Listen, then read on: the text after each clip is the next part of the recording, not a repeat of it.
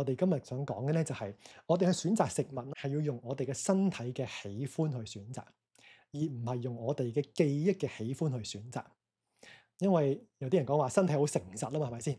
即係身體嘅需要係重要嘅，但係我哋成日嘅嗰個喜惡啦，係同我哋嗰個情志嗰個喜歡定係憤怒，呢個快樂定痛苦呢啲嘅記憶有關係嘅。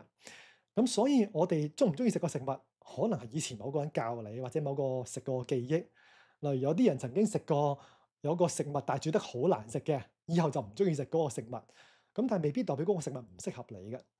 咁所以做人啦，其實最好就係唔好淨係用嗰啲表層嘅喜惡去到選擇食物。人生都係一樣嘅，即係作為最尾呢兩個問題啦，我覺得都可以咁樣理解啊。